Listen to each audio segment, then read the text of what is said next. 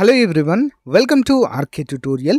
ఆంధ్రప్రదేశ్ రాష్ట్రంలో ఉన్న నిరుద్యోగ అభ్యర్థులకు, ముఖ్యంగా పోలీస్ ఆస్పిరెంట్స్కి మన యాప్లో మరి ఇటీవల లాంచ్ చేసినటువంటి హోలీ పండుగ ఆఫర్ అయితే ఎక్స్టెండ్ చేస్తూ పోలీస్ అభ్యర్థులకి ఫుల్ కోర్స్ని కేవలము 1 ఇయర్ వ్యాలిడిటీకి గాను ₹399 అందజేస్తున్నామండి. ఇందులో ఈచ్ అండ్ ఎవ్రీ టాపిక్కి సంబంధించిన రికార్డెడ్ క్లాసెస్ ఉంటాయి, పీడిఎఫ్ మెటీరియల్ ఉంటుంది, టెస్ట్ సిరీస్ కూడా ఉంటుంది. ఆల్ ఇన్ వన్గా చెప్పుకోవచ్చండి. ఎగ్జామ్ టైంలో గ్రాండ్ టెస్టులు కూడా అందచేయడము జరుగుతుంది. ఈ ఆఫర్ కొద్ది రోజులు మాత్రమే అండి. ఓకేనా. ఇటీవల మరి హోంశాఖ మంత్రి గారు అసెంబ్లీ సాక్షిగా మరి 10,000కు పైగా ఖాళీలను భర్తీ చేస్తామంటూ అఫీషియల్గా అనౌన్స్ చేయడం అయితే జరిగింది. దీన్ని దృష్టిలో ఉంచుకొని అభ్యర్థులంతా కూడా మీ యొక్క ప్రిపరేషన్ అయితే కొనసాగించండి. మరి ఇది 1 ఇయర్ కోర్స్ అండి. ప్రిలిమ్స్ అండ్ మెయిన్స్కి రెండింటికి కూడా ఉపయోగపడే విధంగా ఉంటుంది. ఇంకెందుకు ఆలస్యం, వెంటనే యాప్ లింక్ వీడియో డిస్క్రిప్షన్లో ఉంది. యాప్ డౌన్లోడ్ చేసుకొని మొబైల్ నెంబర్తో రిజిస్టర్ అయిన తర్వాత కోర్స్ పర్చేజ్ చేయండి డెమో చూసి. Thank you, all the best. Hello everyone, welcome to Teja academy.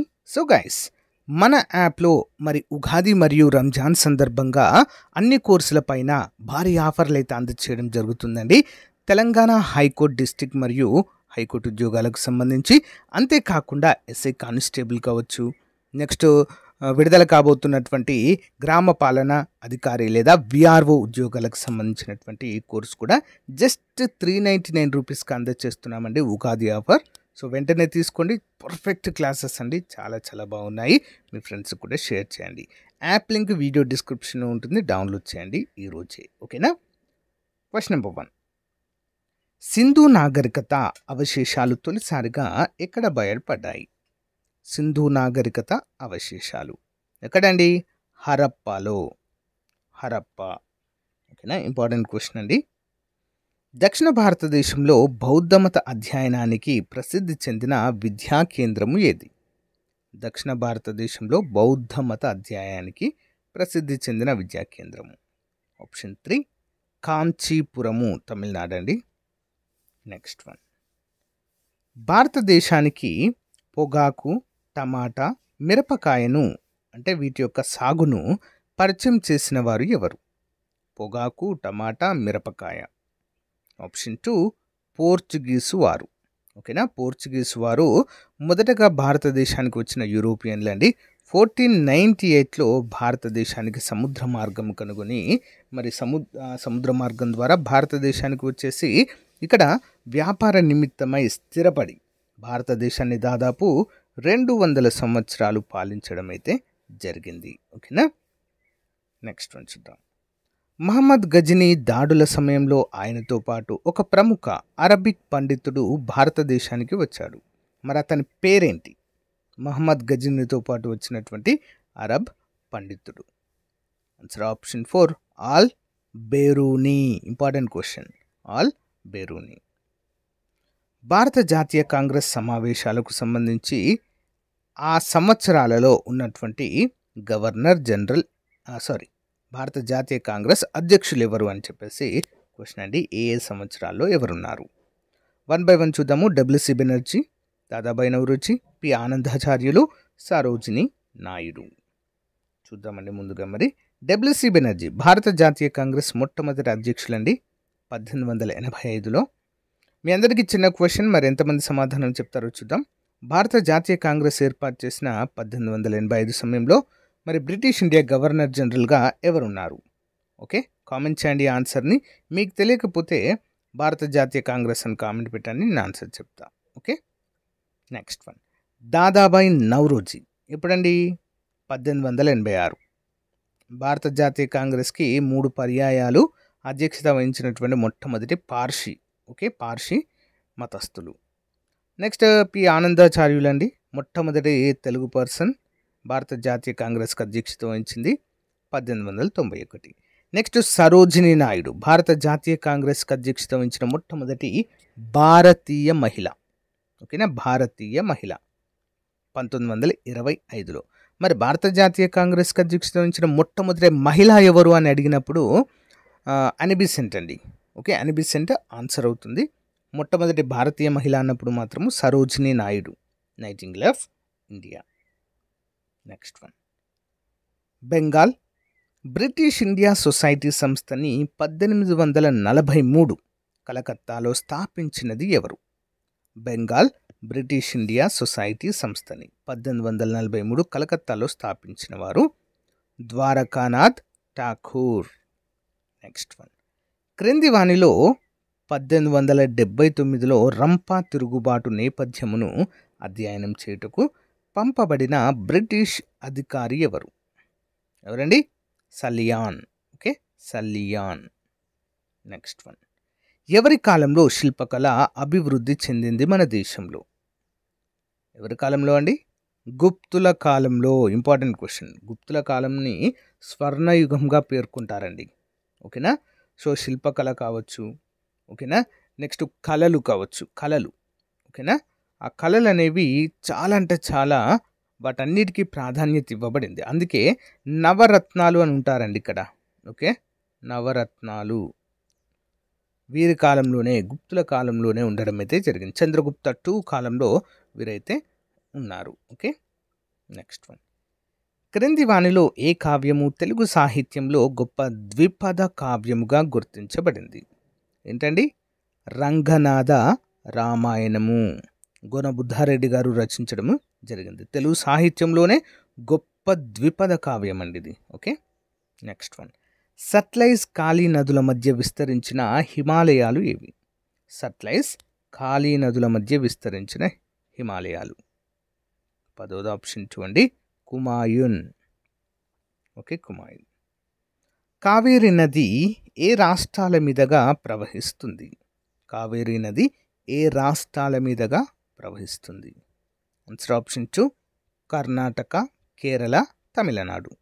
Karnataka, Kerala, Tamil Nadu. Next one. ఈ క్రింది రాష్ట్రాలు మరియు కేంద్రపాలిత ప్రాంతాలలో ప్రముఖంగా ఉన్ని వస్త్రాలను ఉత్పత్తి చేసే రాష్ట్రము. ఉన్ని అండి, జమ్మూ కాశ్మీర్. ఓకేనా? గొర్రెలు ఎక్కువగా ఉంటాయండి ఇక్కడ. గొర్రెల పెంపకం అనేది ఉంటుంది. సో వాటి నుంచి ఉన్ని అయితే తీస్తారు. క్రింది వానిలో ఎవరిని భారతదేశ ఉద్యానవన పంటల పితామహుడిగా పిలుస్తారు?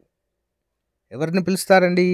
భారతదేశ ఉద్యానవన పంటల పితామహుడు, father of horticulture. Answer option 2, MH Mari Gowda. MH Mari Gowda గారిని. Next one. ప్రపంచంలో అతిపెద్ద ఉప్పు నీటి సరస్సు లేదా రెండవ అతిపెద్ద లాగూన్ క్రింది వాటిలో ఏది? ఆప్షన్ 2 అండి, ఏంటది? చిల్కా సరస్సు అండి, మన దేశంలోనే ఉంటుంది, Odisha. Okay, next one. Aam Aadmi Bima Yojana మరియు రాష్ట్రీయ స్వాస్థ్య బీమా యోజన అనే పథకాలు ఏ ప్రణాళికలో ప్రారంభించారు? ఆప్షన్ 3 అండి, 11వ పంచవర్ష ప్రణాళికలో ప్రారంభించడము జరిగింది. 2021-22 ప్రకారము, సెకండ్ ఏఈ ప్రకారము జీవీఈలో వ్యవసాయ అనుబంధ రంగాల వాటా ఎంత అంటూ ఇక్కడ ఇచ్చారండి. ఆప్షన్ 3, 18.6. భారతదేశ పారిశ్రామిక తీర్మానాలలో ఏ తీర్మానాన్ని భారత ఆర్థిక రాజ్యాంగంగా పిలుస్తారండి? Important question. ఆప్షన్ 2, పారిశ్రామిక తీర్మానము 1956. దీన్ని పారిశ్రామిక తీర్మానాలలోనే భారత ఆర్థిక రాజ్యాంగంగా పిలుస్తారండి. చాలా చాలా ఇంపార్టెంట్ క్వశ్చన్. ఓకేనా? Next one. జిఎస్టి అంటే ఏమిటి? GST answer goods and service tax. Goods and service tax.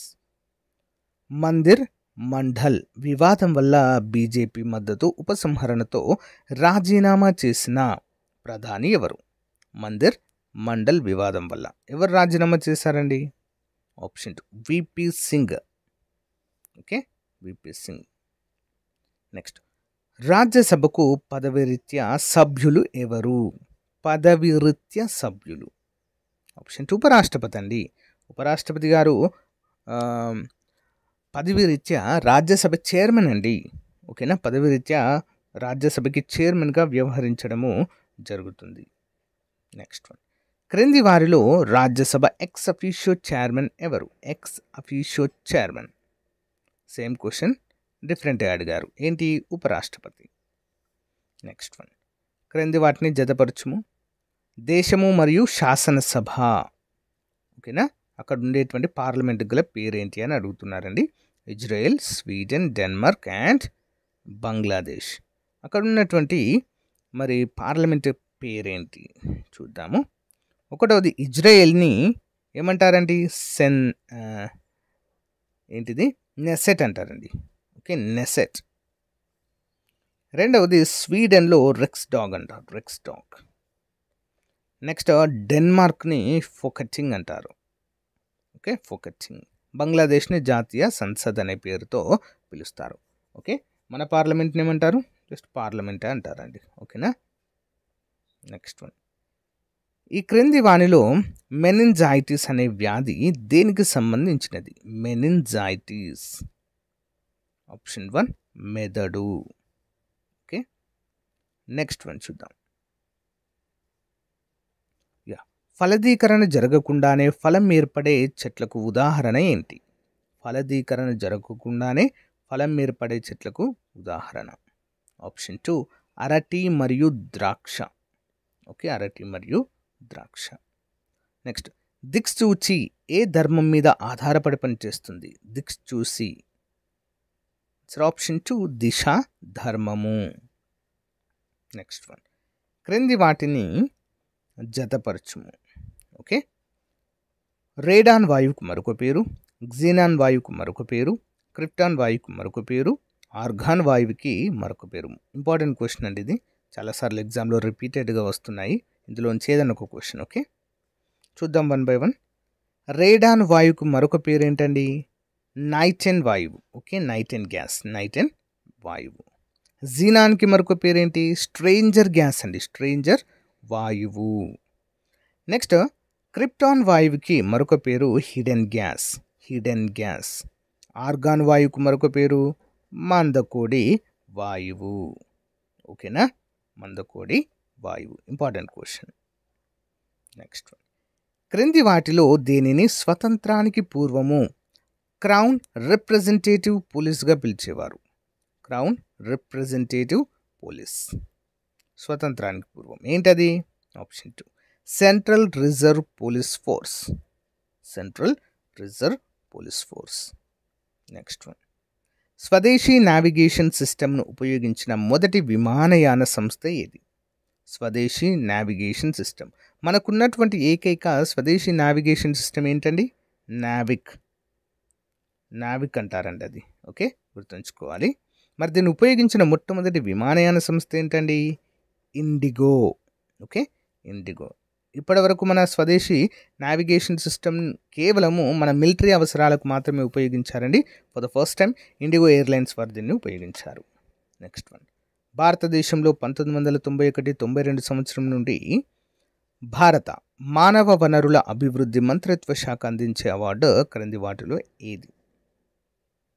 29 option 3 అండి. మానవ వనరుల అభివృద్ధి మంత్రిత్వ శాఖ అందించేటువంటి అవార్డు ఏంటి? Option 3 Dhyan Chand Khel Ratna award. Okay, Dhyan Chand Khel Ratna award. దేశ పాలనకు సంబంధించి భారత రాజ్యాంగంలో క్రింది వాటిలో ఏవి ప్రాథమికమైనవి? ఏంటండి? ఆదేశిక సూత్రాలు చాలా చాలా ఇంపార్టెంట్ అండి.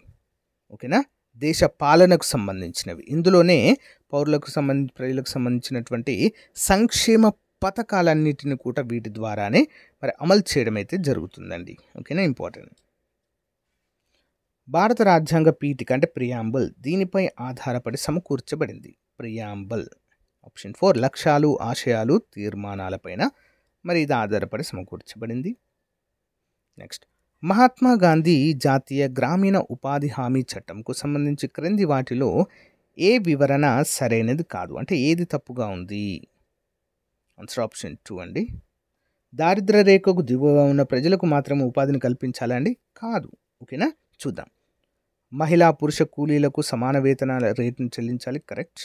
గ్రామీణ ఉద్యోగాన్వేషికి 100 రోజుల వేతన ఉద్యోగతన. అంటే ఎవరైతే నిరుద్యోగులుగా ఉంటారో గ్రామాల్లో, ముఖ్యంగా ఎండాకాలంలో, ఓకేనా, అప్పుడు వ్యవసాయ పనులు కూడా ఉన్నాయి కదా, అప్పుడు 100 రోజుల పని కల్పిస్తారు. ఉపాధిని కల్పించని పరిస్థితుల్లో నిరుద్యోగ భృతిని కూడా చెల్లించాలనేది ఇందులో ముఖ్యమైనవి. ఓకే. వాతావరణంలోని ఏ పొర తంతి సందేశ సమాచారంలో అంటే టెలికమ్యూనికేషన్లో ఉపయోగపడుతుంది? 33 ఆప్షన్ 4 అండి, ఐనో ఆవరణము. ఓకే, ఐనో ఆవరణము. వరి పంటను పండించేటువంటి కాలానికి గల పేరేంటి? వరి పంట 34 ఆప్షన్ 4 ఖరీఫ్లో పండించడం జరుగుతుంది. మనకు 3 కాలాలు ఉంటాయండి. ఓకేనా?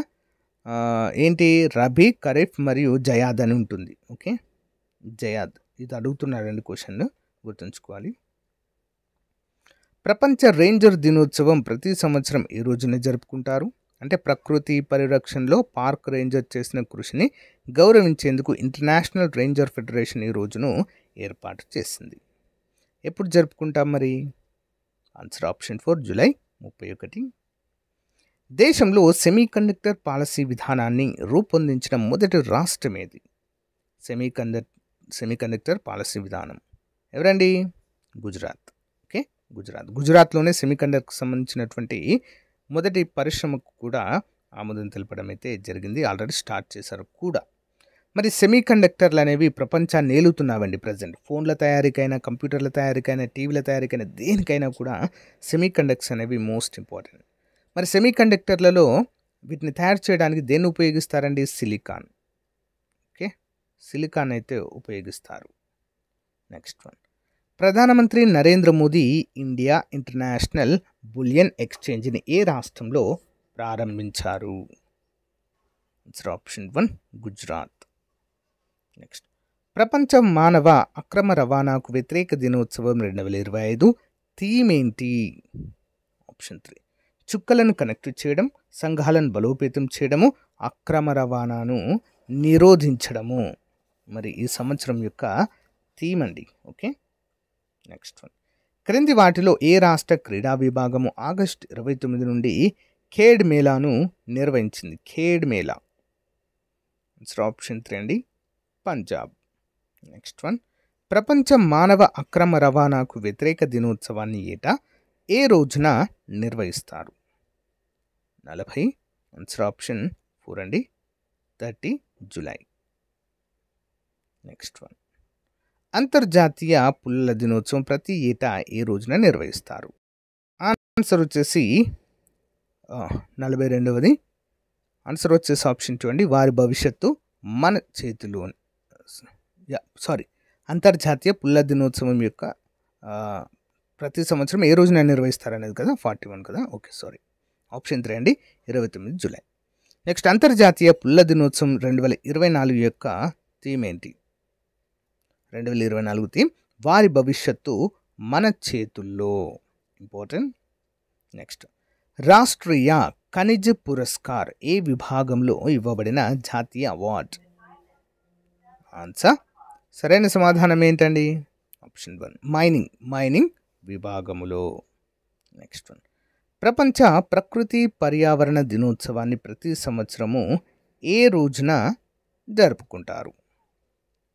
44 ఆన్సర్ వచ్చేసి ఆప్షన్ 2 అండి, జూలై 28. ఏ రాష్ట్ర ప్రభుత్వం 2022 జూలైలో ప్రాథమిక పాఠశాల విద్యార్థుల కోసం ముఖ్యమంత్రి అల్పాహార పథకంని ప్రవేశపెట్టింది? ముఖ్యమంత్రి అల్పాహార పథకము అంటే టిఫిన్స్ అండి, టిఫిన్స్ అందించేటువంటి ఒక కార్యక్రమం. ఇంపార్టెంట్. ఎవరండి? Tamil Nadu. Mid day meal scheme ఉంది కదండి, మన మధ్యాహ్న భోజన పథకం, దాన్ని కూడా ప్రారంభించింది తమిళనాడే అండి. ఓకేనా? ఇప్పుడు మరి పిల్లలకి ముఖ్యమంత్రి అల్పాహార పథకం అంటే టిఫిన్స్ మార్నింగ్ టైంలో అందించేటువంటి కొత్త స్కీమ్ను కూడా తమిళనాడు తీసుకొచ్చింది. ఓకే. 2011 జనాభా లెక్కల ప్రకారం తెలంగాణ రాష్ట్ర జనసాంద్రత ఎంత అండి? 312. ఓకే. హైదరాబాదు కౌలు వ్యవసాయ చట్టము చేయబడిన సంవత్సరం ఏంటి? ఆప్షన్ 2 1950. తెలంగాణ రాష్ట్ర విత్తనాల పాత్ర అని ఏ ప్రాంతాన్ని పిలుస్తారు? సీడ్ బౌల్ ఫర్ తెలంగాణ ఏంటండి? అంకాపూర్. ఓకే. తెలంగాణ రాష్ట్రంలో ఉన్న జాతీయ పార్కుల సంఖ్య ఎంత? ఎన్ని ఉన్నాయండి తెలంగాణ రాష్ట్రంలో నేషనల్ పార్కులు? 3 ఉన్నాయి. ఓకే. నెక్స్ట్, తెలంగాణ రాష్ట్రంలో 2011వ జనాభా గణన లేదా జనాభా లెక్కల ప్రకారము అతి తక్కువ అక్షరాస్యత గల జిల్లా. అతి తక్కువ అక్షరాస్యత అండి. ఎక్కడ కనిపిస్తుంది మనకు? మెదక్. ఓకే, మెదక్లో అతి తక్కువ ఆన్సర్ వచ్చేసి 55 కదా. ఆప్షన్ 2 అండి. జోగులాంబ గద్వాల 2011 జనాభా లెక్కల ప్రకారం, అంతేకాకుండా నూతన జిల్లాల ప్రకారం. Next one. తెలంగాణ రాష్ట్ర ఏర్పాటుకు సంబంధించి ఒక ఓటు 2 రాష్ట్రాలనే నినాదం ఇచ్చిన రాజకీయ పార్టీ ఏది? 51 ఆప్షన్ 3 అండి. భారతీయ జనతా పార్టీ. ఎవరి పేరున సికింద్రాబాద్ ఏర్పడడం జరిగింది? సికింద్రాబాద్ ఎవరి పేరు మీద ఏర్పాటు చేశారు? సింపుల్. ఆప్షన్ 3 సికిందర్ జా. ఆపరేషన్ పోలో సమయంలో నిజాం సర్వ సైన్యాధ్యక్షుడి పేరేంటి? Option 3 S A ఎల్రూస్.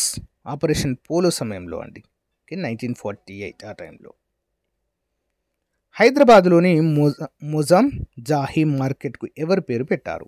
హైదరాబాద్లోని మొజాం జాహీ మార్కెట్కి. ఆప్షన్ 1 ఉస్మాన్ అలీ ఖాన్ రెండవ కుమారుడు. నెక్స్ట్. హాలీ సిక్కా ప్రవేశపెట్టిన వారు ఎవరు? హాలీ సిక్కా అంటే ఏంటండి? నాణెం అండి, ఇది నాణెము. ఓకేనా? ఎవరు ప్రవేశపెట్టారు? ఇది ఆప్షన్ 2 మొదటి సాలార్ జంగ్. Next one. వరంగల్ జిల్లాలోని కిలాషాపురం ఎవరితో సంబంధం కలిగి ఉంది? వరంగల్లోని కిలాషాపురం. ఆప్షన్ 2 సర్వాయి పాపన్న. మానేరు నదికి ఉపనది ఏంటి? మానేరు నదికి ఉపనది. 56 ఆన్సర్ ఆప్షన్ 2 అండి. కృష్ణ. మానేరు నదికి 57 కదా. ఆప్షన్ 1 గోదావరి అండి. గోదావరి నదికి మానేరు ఉపనదిగా అయితే ఉంటుంది. చూద్దాము. తెలంగాణ సాయుధ రైతాంగ పోరాట నేపథ్యంలో దాశరథ్ రంగాచార్య రచించిన నవల ఏది? ఆప్షన్ 4 జనపదం. 58 ఆప్షన్ 4 జనపదం. కోమురవెల్లి మల్లన్న దేవాలయం ఏ జిల్లాలో ఉంది? కోమురవెల్లి మల్లన్న. ఆప్షన్ 4 సిద్దిపేట. తెలంగాణలో ఎనుమాముల దేనికి ప్రసిద్ధి? ఎనుమాముల దేనికండి? ధాన్యం మార్కెట్ అండి, వరంగల్ జిల్లాలో ఉంటుంది. సో గైస్, ఇది రోజుకు సంబంధించిన మోస్ట్ ఇంపార్టెంట్ మోడల్ పేపర్. మరొక ఇంపార్టెంట్ మోడల్ పేపర్తో మళ్ళీ కలుద్దాం. Thank you. Have a nice day. Bye.